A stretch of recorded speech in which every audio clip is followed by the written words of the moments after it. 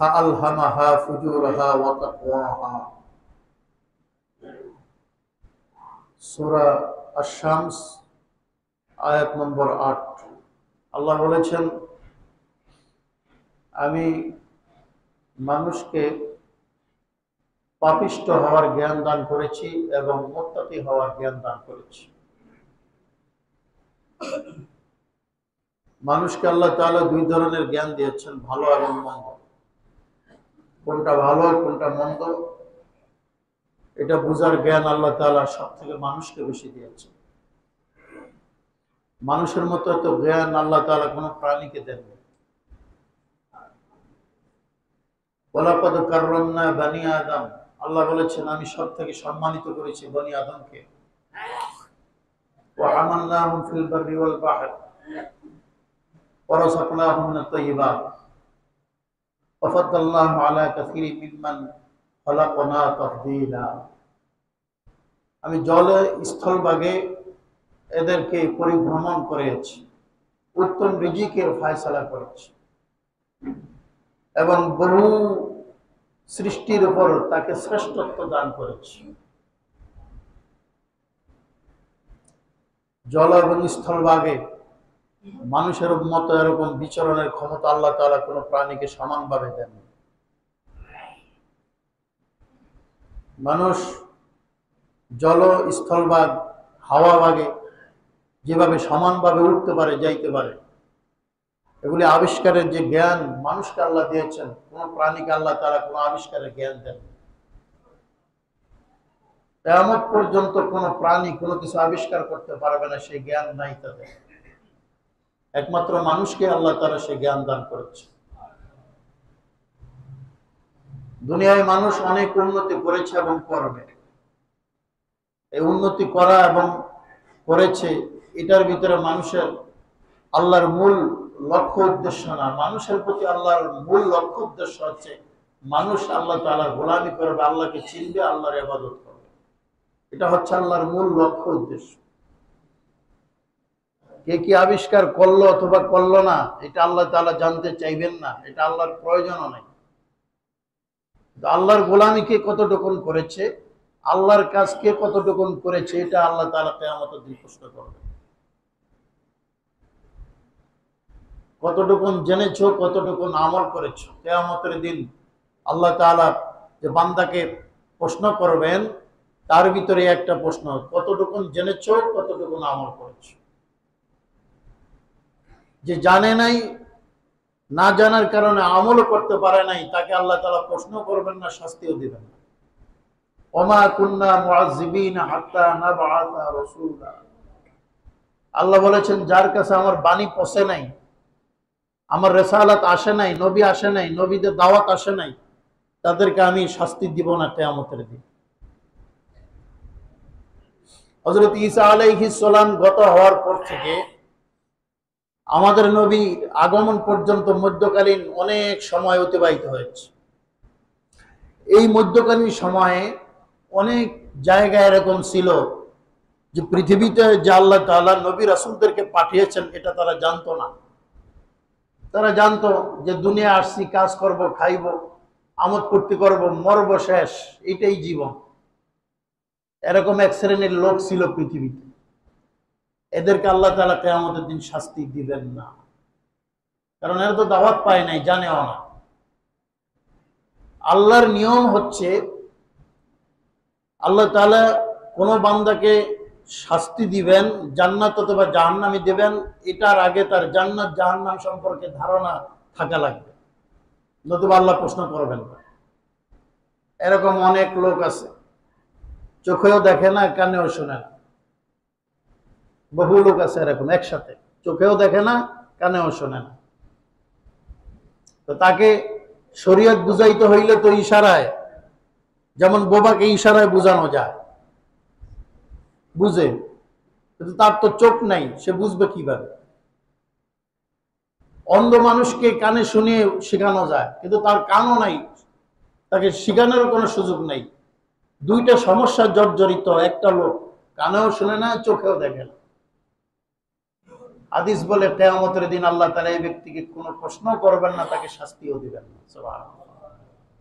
এরকম বহু লোক আছে। আবার বুদ্ধি প্রতিবন্ধী, পাগল, রাস্তার পাগল, বুদ্ধি প্রতিবন্ধী, সহজ সরল হাবা গাবা এক শ্রেণীর মানুষ আছে আমাদের সমাজে। এদেরকে আল্লাহ তাআলা প্রশ্ন করবেন না, শাস্তি দিবেন না। আবার শিশু বাচ্চা ছোট অবস্থায় পরিপূর্ণ বয়স হওয়ার আগে, ভালো মন্দ বুঝার আগে মারা যায়, এদেরকে আল্লাহ তাআলা শাস্তি দিবেন না।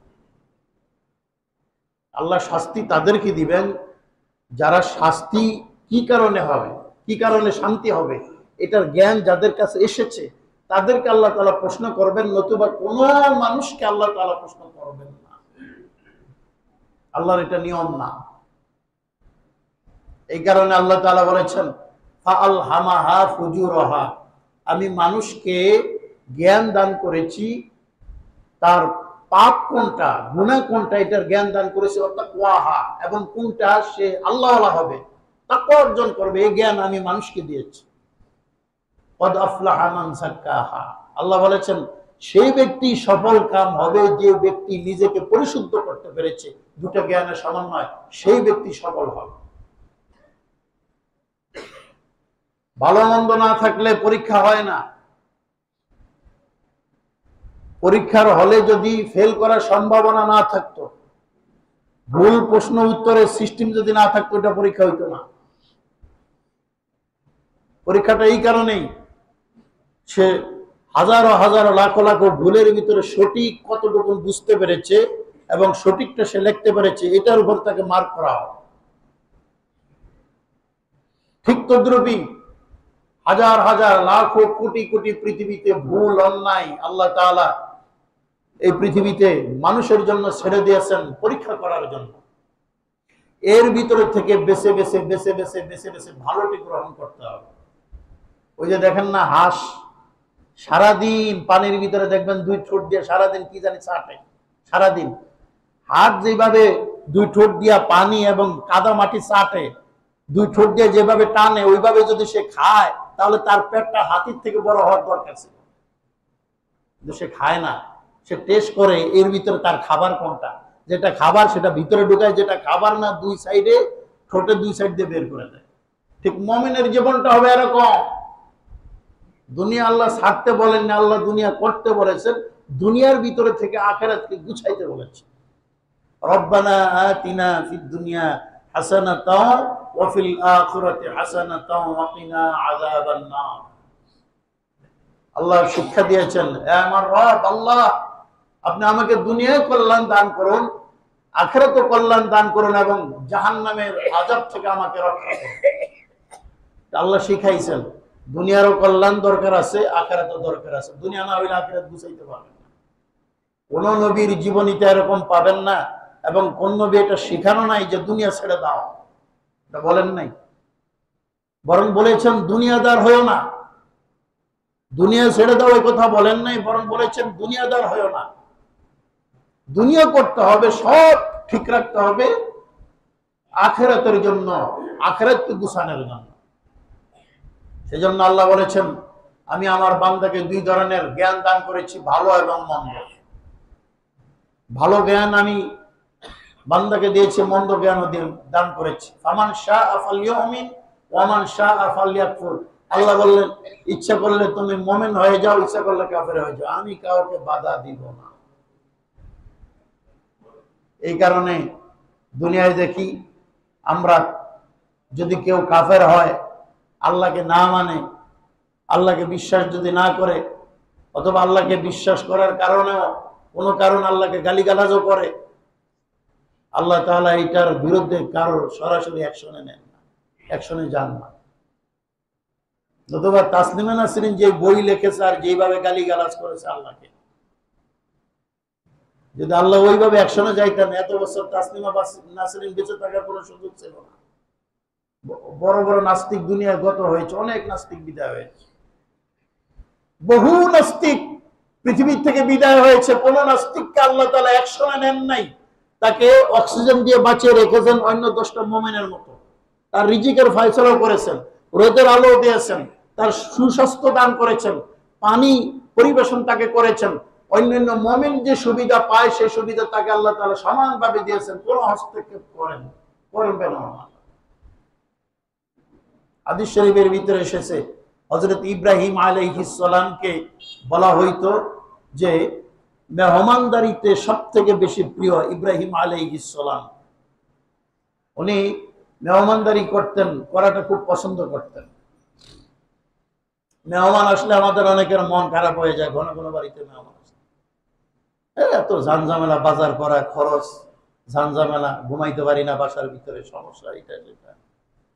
আপনি তো জানেন না, হাদিসের ভিতরে রাসূল করিম সাল্লাল্লাহু আলাইহি ওয়াসাল্লাম বলেছেন, মান কানা ইউমিন বিল্লাহি ওয়াল ইয়াউমিল আখির ফালইউকরিম দাইফু, যে ব্যক্তি আল্লাহ এবং পরকালের প্রতি বিশ্বাস রাখে সেজন্য মেহমানকে সম্মান করে। মেহমান যখন আসে, বরকত নিয়ে আসে, অসংখ্য ফেরেশতা তার সাথে আসে। মেহমানের সহিত বিদায় হওয়ার সময় একটু অগ্রসর হয়ে তাকে বিদায় করে দাও, যদি এটা করতে থাকো, এটা করো, আল্লাহ তাআলা তোমার গুনাহগুলিকে মাফ করে দেন, তোমার ঘরের ভিতরে বরকত দান করে। মেহমানের বরকত, এটা ইব্রাহিম আলাইহিস সালামের সুন্নাত ছিল। মেহমান ছাড়া কখনো খানা খাইতেন না। 3 ওয়াক্ত 2 ওয়াক্ত যে কয়েকটই খাইতেন, মেহমান নিয়ে খাইতেন। যদি মেহমান না পাইতেন, উনি করতেন কি জানেন? বাড়ি থেকে বের হয়ে রাস্তা দাঁড়াইতেন, দেখি কোনো পরিচিত অপরিচিত কাউকে একটু ভাও করা যায় কিনা মেহমানদারি। যদি একটু ভাও করা যায় মেহমান বানানোর, তাহলে তাকে নিয়ে এসে খাবো, কারণ একাকি তো খাই না। একদিন কোনো মেহমানের মিল করতে পারে না, রাস্তা দাঁড়িয়ে রয়েছে, খাবারও টাইম হয়েছে, আর ওনার নিয়ম মেহমান ছাড়া খানা খান না। রাস্তা দাঁড়িয়ে রয়েছে, দেখতেছে যে একটা লোক যাইতেছে, লোকটাকে চিনেন না উনি। তো বললেন, ভাই একটু দাঁড়ান, কথা আছে। ভাই আমার নিয়ম হলো আমি মেহমান ছাড়া খানা খাই না, আজকে কোনো মেহমান পাই না, আপনি যদি কিছু মনে না করেন আমার বাড়িতে কি মেহমান হবেন? লোকটা মনে মনে চিন্তা করে, এরকম পাওয়ার সুযোগ প্রয়োজন পায়, দাওয়াতে পায় না অনেকে, আর আমাকে সাইদা সাইদা আইসে দাওয়াত দিতে। আরে চলেন যাব, মেহমান হবো না মানে চলেন যাই। মনে মনে খুব খুশি হইল লোকটি। তো ইব্রাহিম আলাইহিস সালাম জানতেন না যে এই লোকটা নাস্তিক, আল্লাহ মানে না। মেহমানের সামনে খাবার দিয়েছে, উনিও খাবার নিয়েছেন। উনি তখন বলতেছে, ভাই বিসমিল্লাহ ধরেন, নেন বিসমিল্লাহ, খানা শুরু করি।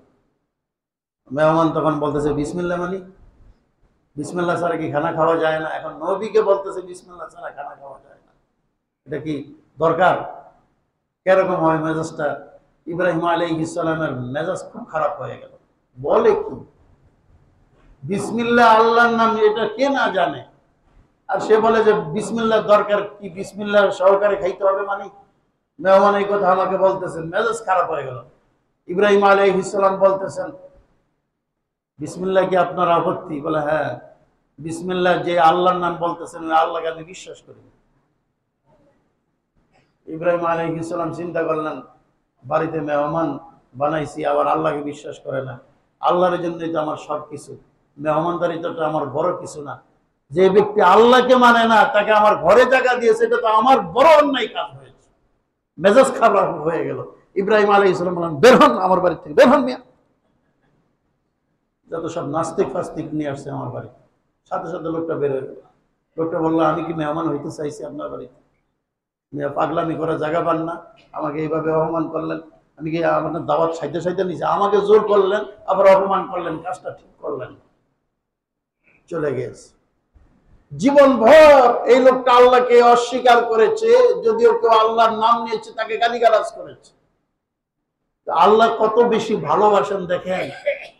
আল্লাহ তার বান্দাকে কখনো ফালান না। আল্লাহ তাআলার এই বান্দাকে অপমান করাটা আল্লাহ নবীর ক্ষেত্রে মেনে নিতে পারেন নাই। কত বড় দয়ালু আল্লাহ, চিন্তা করেন।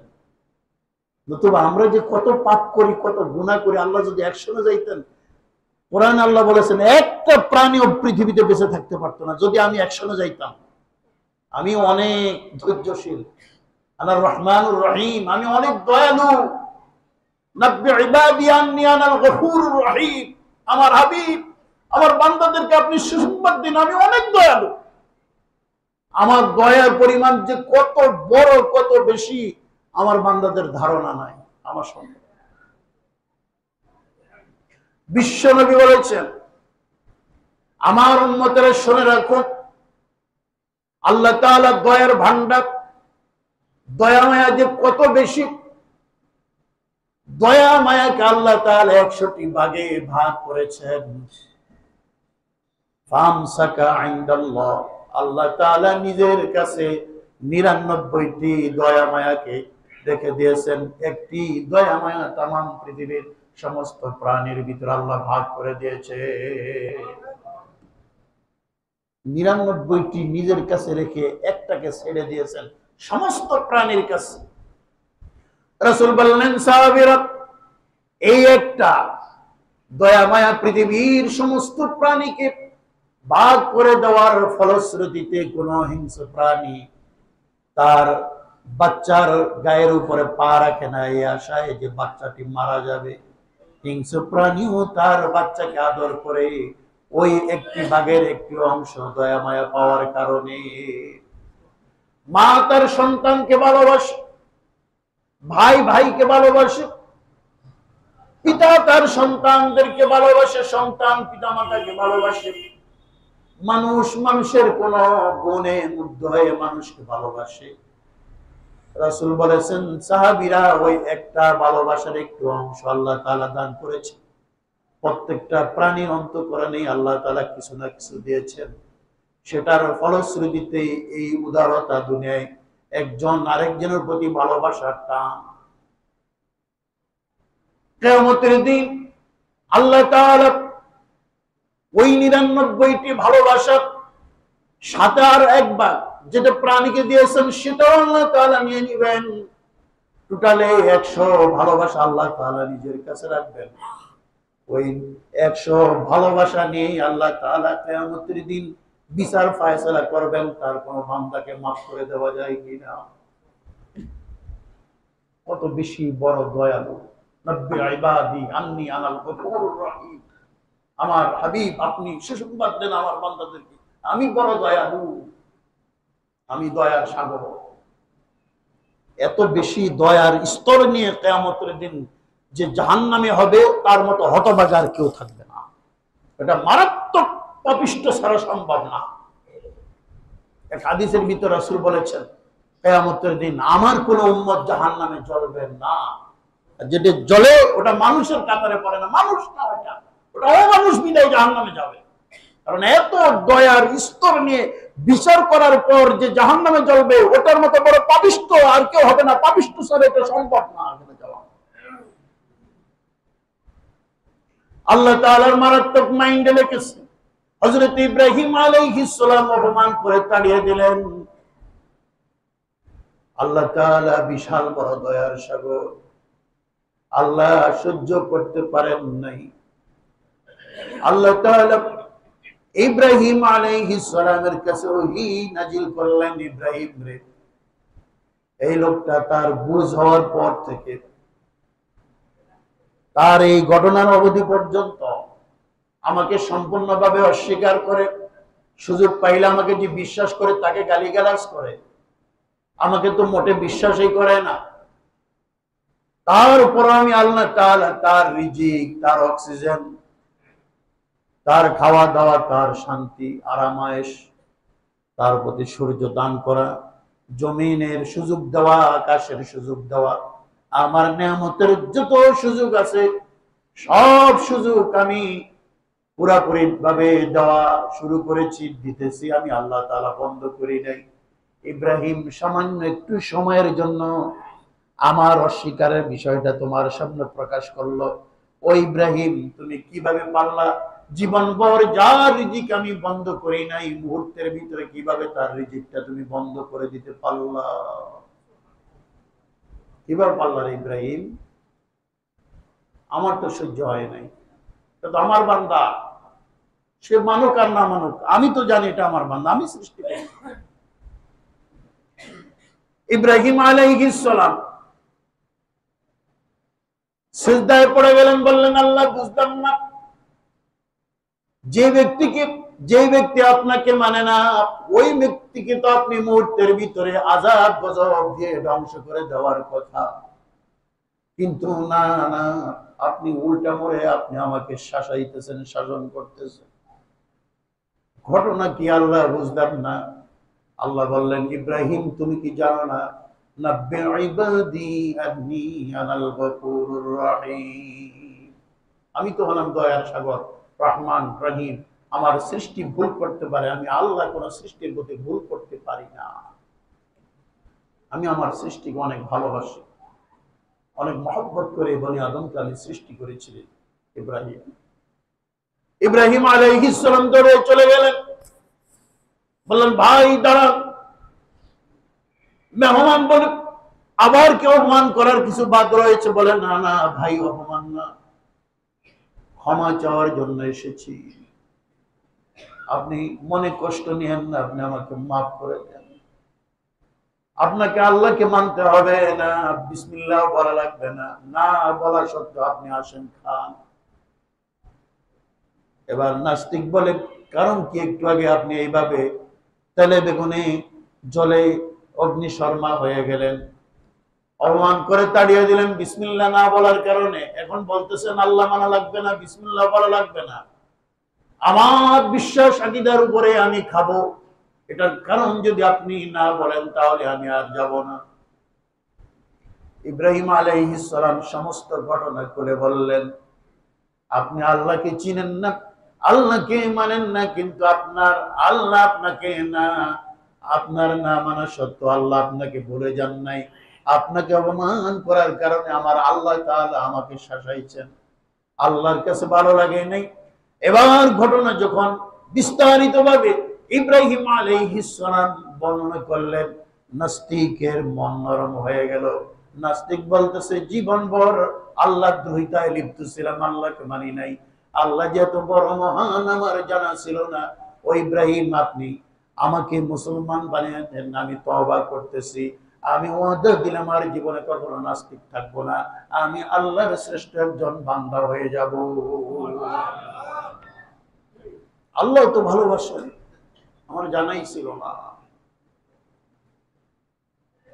সেজন্যই আল্লাহ বলেন আমি ভালোবাসি বিদায় দুনিয়ায় কোন বান্দাকে আমি শাস্তি দেই না,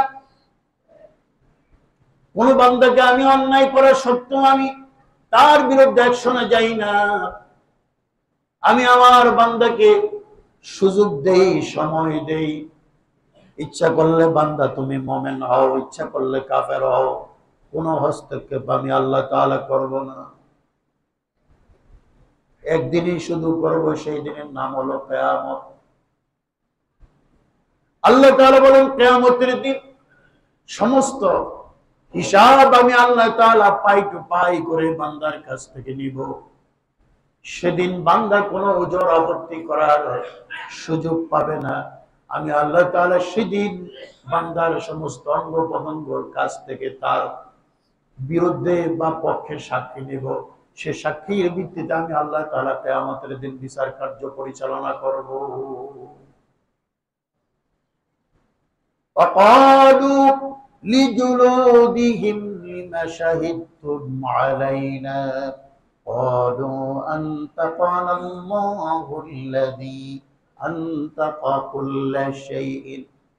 কিয়ামতের দিন অঙ্গ প্রত্যঙ্গ যখন মানুষের বিরুদ্ধে সাক্ষী দিবে, আল্লাহ আপনার এই বান্দা এই কাজ করেছে, আমাকে দিয়ে এই কাজ করেছে, এই কাজ করেছে, অঙ্গ প্রত্যঙ্গর সাক্ষী নেওয়ার পর নিজের মুখকে যখন আল্লাহ খুলে দিবেন, এবার অঙ্গ প্রত্যঙ্গকে লক্ষ্য করে বলবে কেন তোমরা আমার বিরুদ্ধে সাক্ষী দিলে, অথচ দুনিয়ায় তোমাদেরকে ভালো রাখার জন্য আমি কতই না চেষ্টা করেছি।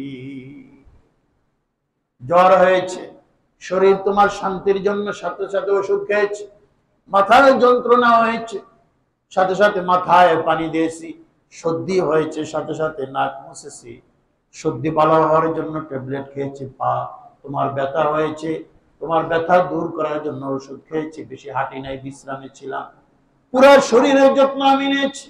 আজকে কেন তোমরা আমার বিরুদ্ধে সাক্ষী দিচ্ছ? এটা কি করলা?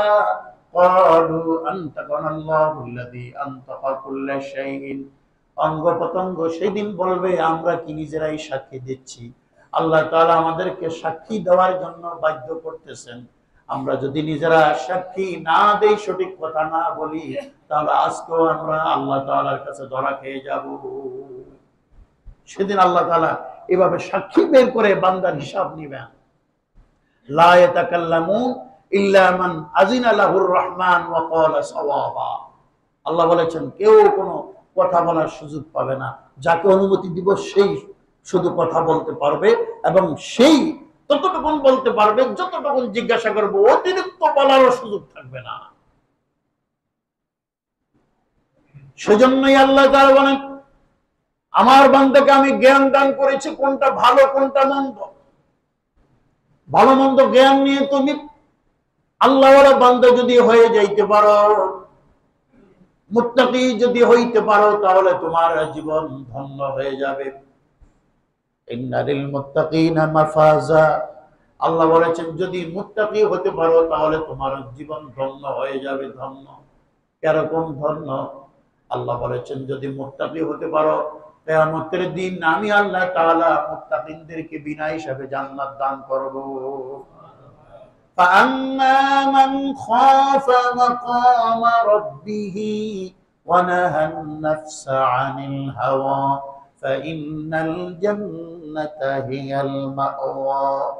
আল্লাহ বলেন যারা আমাকে ভয় করবে, অন্তঃকরণে যারা আমার ভয় থাকবে, দুনিয়ার কোন পুলিশের ভয় না, মানুষের ভয় না, বাবা মার ভয় না, টিচারের ভয় না, নেতার ভয় না, সমাজের ভয় না, কোন মানুষের ভয় না, আমি আল্লাহ তাআলার ভয় যার অন্তঃকরণের ভিতরে থাকবে, এটাকে যদি লালন পালন করে মৃত্যু পর্যন্ত এই ভয় নিয়ে যদি আমার দরবারে উপস্থিত হয়, কিয়ামতের দিন অবশ্যই আমি আল্লাহ তাআলা জান্নাতুল মাওয়া তাকে দান করে দিব। তাকওয়া, মুত্তাকি হওয়া এবং আল্লাহওয়ালা হওয়া, এটা আল্লাহ একজন বান্দার কাছ থেকে সবথেকে বেশি চান, এবং এটাই বান্দার সবথেকে জীবনের সাফল্যতম হওয়ার সবথেকে বড় কারণ। হাদিসের ভিতরে এসেছে হযরত আব্দুল্লাহ ইবনে আব্বাস রাদিয়াল্লাহু তাআলা আনহুমা রাসূল করিম সাল্লাল্লাহু আলাইহি সাল্লামের চাচাতো ভাই এবং রাইসুল মুফাসসিরিন, পৃথিবীর যত মুফাসসিরগণ এসেছেন সবথেকে বড় মুফাসসির উনি ছিলেন। রাসূল করিম সাল্লাল্লাহু আলাইহি সাল্লাম ওনার জন্য দোয়া করেছিলেন আল্লাহর কাছে বড় মুফাসসির হওয়ার জন্য। আল্লাহ কবুল করেছেন, বড় মুফাসসির ছিলেন সাহাবীদের ভিতরে। উনাকে জিজ্ঞাসা হলো যে একটা লোক বেশি বেশি নামাজ পড়ে, ইবাদত করে, নফল আমল করে, নফল রোজা করে এবং নফল তেলাওয়াত করে, নফল অতিরিক্ত বেশি করে, কিন্তু গুনাহ করে, গুনাহও করে বেশি।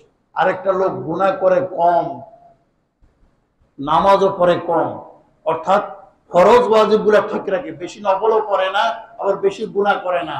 কোন লোকটা বেশি আপনার দৃষ্টিতে সফলকামী? উনি বললেন আমার দৃষ্টিতে সফলকামী হলো ওই লোকটা যেই লোকটার গুনাহ কম এবং নেকের সংখ্যা যাই হোক, গুনাহ যদি কম থাকে তার জীবনটা সবথেকে বড় সাফল্য, এবং সে হচ্ছে সত্যিকারের মুত্তাকি। মুত্তাকি যদি হতে পারেন, গুনার সংখ্যা যদি কমে যায়, গুনাহ যদি বেছে বেছে ছেড়ে দিতে পারেন, নেকের সংখ্যা ফরজ ওয়াজিব ছাড়া আপনি ইচ্ছা করলে করতেও পারেন, নাও করতে পারেন, ফরজ ওয়াজিব ঠিক রেখে। নফল আপনার ইচ্ছা করলে কম হইতে পারে, বেশি হইতে পারে, সেটা আপনার আমল অনুযায়ী তারতম্য। কিন্তু গুনাহ যদি আপনার কম থাকে অথবা না থাকে, আপনার জীবন বড় সাফল্য, এবং এর থেকে সাফল্যময় জীবন আল্লাহর দৃষ্টিতে আর কোনো বান্দার হইতে পারে না। এটাই বড় সাফল্যের বিষয়। সেজন্য ভাইরা, মুত্তাকিনের মূল্য আল্লাহ তাআলার কাছে সব থেকে বেশি, এবং একজন তাকওয়াবান মুত্তাকিন যে আল্লাহকে ভয় করে, এর মর্যাদা এত বেশি। হযরত ওমর রাদিয়াল্লাহু তাআলা আনহুর জীবনের দিকে এসেছে। ওমর রাদিয়াল্লাহু তাআলা আনহু উনি একটা মুত্তাকি একটা মহিলাকে, একটা আল্লাহওয়ালা মহিলা, গরিব হওয়া সত্ত্বেও তার ভিতরে তাকওয়া, আল্লাহর ভয় থাকার কারণে নিজের ছেলেকে পুত্রবধূ হিসাবে নিয়ে এসেছিলেন। হযরত ওমর রাদিয়াল্লাহু তাআলা আনহু জীবনের ভিতরে এসেছে। ওমর রাদিয়াল্লাহু তাআলা আনহু রাতের বেলা ঘুরে ঘুরে রাতের বেলায় প্রজাদের বিভিন্ন তালাশ নিতেন এবং বিভিন্ন খোঁজ খবর নিতেন, কার কি সমস্যা এটা দেখতেন। ওমর রাদিয়াল্লাহু তাআলা আনহুর এই আমল ছিল। ওমর রাদিয়াল্লাহু তাআলা আনহু একবার রাতের বেলায় ঘুরতেছেন, ঘুরতে ঘুরতে দেখতেছেন সেহরির টাইমে, অর্থাৎ তাহাজ্জুদের টাইমে, যে একটা ঘরের ভিতর আলো জ্বলতেছে। ওমর রাদিয়াল্লাহু তাআলা আনহু তাকাইলেন ঘরের ফাঁক দিয়ে যে ভিতরে কি হইতেছে। দেখতেছে মা এবং মেয়ে দুইজনে মিলে, তাদের গাবাদি পশু ছিল, তারা গাবাদি পশুর দুগ্ধ দহন করেছে, এই দুধ সকালবেলা বিক্রি করবে। মেয়েকে মা বলতেছে যে দুধ কি পরিমাণ, বলে এই পরিমাণ। তখন মা বলতেছে মেয়েকে, এক কাজ করো, দুধের সংখ্যা একটু বাড়িয়ে দাও, দুধের ভিতরে একটু পানি মিশিয়ে দাও, সকালবেলায় তো দুধটা আমরা বিক্রি করব, তাহলে আমাদের কিছু টাকা অতিরিক্ত হবে, আমাদের জন্য সুবিধা হবে। এবার মেয়ে বলতেছে, মা আপনি তো জানেন যে ওমর ফরমান জারি করেছে তার রাষ্ট্রের ভিতরে কেউ যেন কোনো দুর্নীতি না করে, বিশেষ করে যদি দুধের ভিতরে পানি মেশানো হয় তাহলে তার কঠিন শাস্তি হবে, সুতরাং মা এই কাজটা আমি করতে পারবো না। এবার মা বলতেছে, দেখো এত গভীর রাত্রে ওমর কোথায় তার রাজ সিংহাসনে ঘুমাইতেছে, সে কি আমাদের এই বাড়িতে এসে আমাদের এই খোঁজ খবর নিবে, দেখবে এই অবস্থা, ওমরকে এখানে আছে, তুমি একটু পানি মিশাও না, সমস্যা কি? মেয়ে তখন বলতেছে, মা ওমর যদি না দেখেন আল্লাহ তো দেখবেন, সুতরাং আল্লাহকে ভয় করি, আল্লাহর কাছে আমাদের যাইতে হবে, মরতে হবে। ওমর রাদিয়াল্লাহু তাআলা শুনতেছেন।